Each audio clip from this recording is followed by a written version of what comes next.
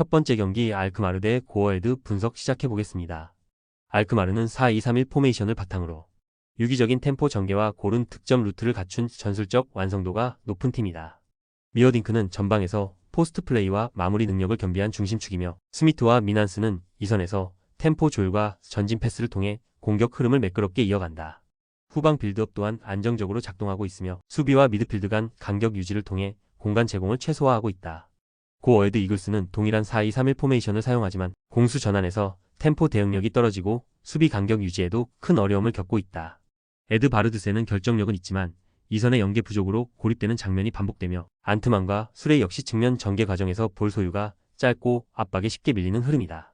중원에서의 압박 저항력도 낮아 쉽게 볼을 뺏기며 후방으로의 복귀 속도가 늦어지며 실점 위기가 자주 발생한다. 특히 원정 경기에서는 후반 마크 실수와 간격 붕괴가 두드러져 후반 실점 비율이 매우 높은 팀 중 하나다.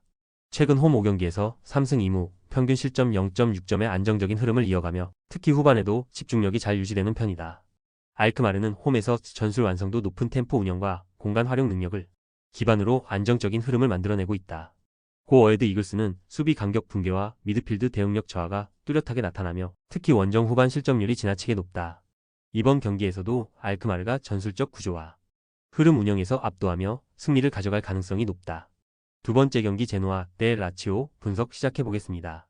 제노아는 3-4-3 포메이션을 사용하며 중앙 압박과 수비 밀도를 통해 상대의 전개를 방해하는 구조 중심의 전술을 구사한다. 피나몬티는 제공권과 움직임은 준수하지만 득점 기복이 큰 편이며 마무리 정확도에서 다소 흔들림이 있다. 미레티는 빌드업 과정에서 패스 배급은 가능하지만 강한 압박에선 판단 속도가 느려 실수가 발생하는 장면이 있다. 비티냐는 박스 근처에서 개인 능력은 있으나 조직적 연계보다는 단독 전개에 치우치는 경향이 강하다. 수비는 300과 중원 라인의 수적 우위를 통해 공간을 차단하지만 측면 전환과 속도 변화에 대한 대처 능력이 낮다. 라치오는 4-2-3-1 포메이션을 바탕으로 중앙 점유율 장악, 이선 유기 전개, 빠른 마무리 구조를 갖춘 팀이다. 카스텔리아노스는 박스 안 포지셔닝과 침투 타이밍이 뛰어난 스트라이커로 공격 전개 속도에 맞춰 기민하게 반응하는 유형이다. 피사요 델레 바시루는 공격 템포 전환에 탁월하며 세컨드볼 상황에서 슈팅 타이밍과 선택이 안정적이다. 자카니는 좌측에서 볼 운반과 공간 창출에 능하며 컷인과 크로스 선택의 질도 높다. 수비는 포백을 기반으로 중원에서의 볼 간수와 전방 압박이 유기적으로 작동해 상대 빌드업을 초반부터 저지하는 강점이 있다. 제노아는 수비적인 조직력과 압박은 우수하지만 공격 전환 시 전개의 단순성과 마무리의 비효율이 반복되며 결정적인 약점으로 노출되고 있다. 라치오는 자카니와 바시루를 중심으로 한 이선의 전개 유기성과 박스 안 침투력이 뛰어나며 포메이션 상성상도 제노아를 측면부터 흔들 수 있는 구조를 갖추고 있다.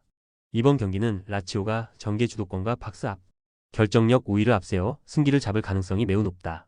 세 번째 경기 벌리 대 셰필드 분석 시작해보겠습니다. 벌리는 4-2-3-1 포메이션을 기반으로 짧은 패스 중심의 점유율, 축구와 전방 압박을 정밀하게 구사하는 팀이다. 플레밍은 중원에서 볼 배급과 압박 조율을 안정적으로 수행하며 에드워즈는 좌우 넓은 활동 반경으로 경기의 폭을 넓혀준다. 앤서니는 최전방에서 공간 창출과 연계 움직임을 통해 팀 전체 전술 흐름을 자연스럽게 이끌어가는 핵심 자원이다. 홈에서는 전방 압박이 특히 강력하게 작동하며 빌드업 라인부터 빠르게 전환해 상대 수비 간격을 흔드는 능력이 뛰어나다. 최근 4경기 연속 실점 없이 무패를 이어가는 흐름 또한 수비 집중도에서 강한 신뢰를 보여준다. 셰필드는 같은 4-2-3-1 포메이션을 유지하지만 미드필드 라인의 전환 템포가 늦고 수비 간격 유지에서 반복적인 불안 요소를 노출하고 있다. 하메르는 후방 빌드업 시 패스 성공률이 떨어지고 있으며 캠벨과 브루스터는 공격 전개 시 이선과의 간격 조절이 미흡해 고립되는 장면이 잦다. 중원 압박이 느슨한 데다 공수 전환이 빠르지 못해 벌리처럼 템포 빠른 팀을 상대로는 수비 라인이 지나치게 뒤로 밀리는 약점을 갖고 있다. 최근 3경기에서 2패를 기록하며 경기 후반 집중력 저하로 인한 실점 빈도가 높아지고 있는 것도 부담 요소다. 벌리는 홈에서 전술적 정교함과 높은 압박 완성도를 기반으로 안정적인 경기 운영을 이어가고 있다. 셰필드는 수비 간격과 전환 템포에서 명확한 약점을 반복적으로 노출하고 있으며 원정 경기에서는 집중력 저하가 더욱 심화되는 흐름이다. 이번 경기에서도 벌리가 전체적인 전개 주도권을 앞세워 승리를 가져갈 가능성이 높다. 네 번째 경기 파르마 대 유벤투스 분석 시작해보겠습니다. 파르마는 3-5-2 포메이션을 바탕으로 수비 숫자와 미드필드 압박을 통한 템포 차단에 중점을 둔 구조를 구사한다. 펠레그리노는 제공권은 준수하지만 박스 내 결정력보다는 수비 부담을 덜어주는 역할에 집중된 자원이다. 본인은 포스트업과 연계에 참여하지만 마무리 지점에서 집중력과 슈팅 선택이 아쉬운 흐름이 반복된다. 아드리안 베르나베는 패스 분배와 빌드업 조율 능력은 있으나 압박을 강하게 받으면 볼 간수에 어려움을 겪는 모습이 잦다. 수비는 300이지만 좌우 간격 유지가 불안하고 윙백의 복귀 속도가 느릴 경우 박스 양 측면에서 공간을 허용하는 장면이 자주 발생한다. 유벤투스는 3-4-3 포메이션을 기반으로 전방 압박, 박스 근처에서의 유기적 전개, 그리고 강한 템포 유지 능력을 가진 구조다. 블라호비치는 강력한 피지컬과 포스트업 능력을 바탕으로 박스 안에서의 결정력과 슈팅 밸런스가 매우 안정적이다. 코프 메이너르스는 중원에서의 템포 조율과 박스 근처에서의 연계 플레이에 능하며 일디즈는 좌측 전개의 중심축으로 볼 운반과 크로스, 컷인 패턴에서 위협적인 장면을 자주 만들어낸다. 300 라인은 공격 시 윙백의 적극적인 가담과 함께 수비 시 전방 압박, 후방 커버까지 유기적인 구조를 유지한다. 전체적으로 라인 간격이 짧고 전환 속도가 빠르며 상대 수비의 템포를 완전히 무너뜨릴 수 있는 구조적 강점을 지닌다.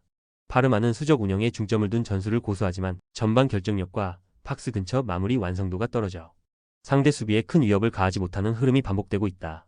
반면 유벤투스는 블라호비치를 중심으로 한 전방 압박과 유기적인 이선 침투 구조가 명확히 자리 잡혀 있으며 이번 경기는 유벤투스가 전체적인 전개 구조와 마무리 효율에서 확실한 우위를 점할 가능성이 높다. 다섯 번째 경기 토트넘 대 노팅엄 분석 시작해 보겠습니다. 토트넘은 4-3-3 포메이션을 바탕으로 솔랑케가 중앙에 위치하고 존슨과 메디슨이 양 측면에서 공격을 풀어나가는 구조다. 하지만 주중 프랑크푸르트와의 유로파리그 원정 일정을 소화한 직후로 주전 자원 대부분이 피로 누적 상태에 놓여 있다. 중원 압박의 강도가 낮아지고 있으며 수비 라인과 미드필더 라인 사이 간격도 벌어지며 후반전으로 갈수록 공간이 많아진다. 특히 측면 수비수의 복귀 속도가 느려지고 있어 뒷공간을 활용하는 팀을 상대로 실점 가능성이 커지는 상황이다. 노팅엄은 4-2-3-1 포메이션을 바탕으로 우드를 원톱에 두고 허드슨 -오도이와 깁스 -화이트가 이선에서 속도감 있는 공격을 전개한다. 최근 경기에서는 수비 라인이 안정적으로 구성되며 실점 억제력이 개선됐고 역습시 측면을 효과적으로 활용하고 있다. 깁스 -화이트는 전방 압박과 세컨볼 싸움에서 주도적인 역할을 수행하며 공격 시 기점으로서 활약도가 높다. 또한 허드슨 -오도이의 침투와 크로스 타이밍도 원활하게 맞아들고 있어 토트넘의 수비 공백을 찌를 가능성이 존재한다. 토트넘은 홈이라는 이점이 있음에도 불구하고 유로파 일정과 주전 피로 누적으로 인해 수비 집중력이 크게 약화된 모습이다. 반면 노팅엄은 조직적인 압박과 빠른 측면 전개로 상대 수비를 흔들 수 있는 무기를 충분히 갖추고 있다. 전체적인 경기 흐름에서 토트넘이 체력 부담에 주저앉고 노팅엄이 경기 후반 결정적인 순간을 만들어낼 가능성이 높다. 여섯 번째 경기 지로나 대 레알 베티스 분석 시작해 보겠습니다. 지로나는 4-2-3-1 포메이션을 기반으로 볼 점유 공간, 침투 박스 마무리까지 유기적으로 연결되는 구조를 갖춘 팀이다. 에르난데스는 박스 안에서 위치 선정이 뛰어난 피니셔이며 측면 침투 시 패스 완결력이 좋다. 이스코는 전성기 시절에 가까운 경기 조율 능력을 보여주고 있으며 템포 조절과 박스 근처 스루 패스에서 위협적이다. 헤수스 로드리게스는 좌측 라인에서 폭넓은 활동량으로 공간을 넓히고 이선 침투 시도의 연결 포인트 역할을 수행한다. 수비는 전방 압박 이후 빠르게 라인을 재정비해 박스 근처를 단단히 지키는 형태로 안정성을 끌어올리고 있다. 베티스 역시 4-2-3-1 포메이션으로 맞대응하며 고르카, 구르제타 잘로 베렌게르 조합을 중심으로 점유율 유지와 크로스 전개에 무게를 둔다.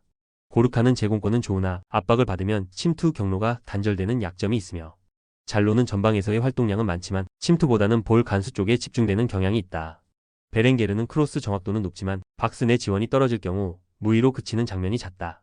가장 큰 변수는 유럽 컨퍼런스 리그를 소화한 직후의 체력 저하로 후반으로 갈수록 전방 압박 약화, 박스 근처 수비 밀도 붕괴가 반복될 가능성이 크다. 지로나는 이스코 중심의 유기적 전개와 박스 안 침투 조합이 완성도 높게 작동되고 있으며 베티스는 유럽 일정 소화로 체력 분배와 수비 대응이 불안정한 상태다. 특히 후반으로 갈수록 수비 간격과 전방 압박 강도 저하가 예상돼 이번 경기는 지로나가 전술 짜임새와 흐름 유지력에서 승기를 질 수 있는 구도다. 조합은 아래 고정 댓글 링크로 편하게 말 걸어주시면 조건 없으며 스포츠를 좋아하시는 분들이라면 모두 환영합니다. 스포츠 당첨 어렵지만 그건 어떻게 하냐의 차이입니다. 두 눈으로 어떤 차이인지 직접 확인하시고 우리 모두 같이 승리합시다.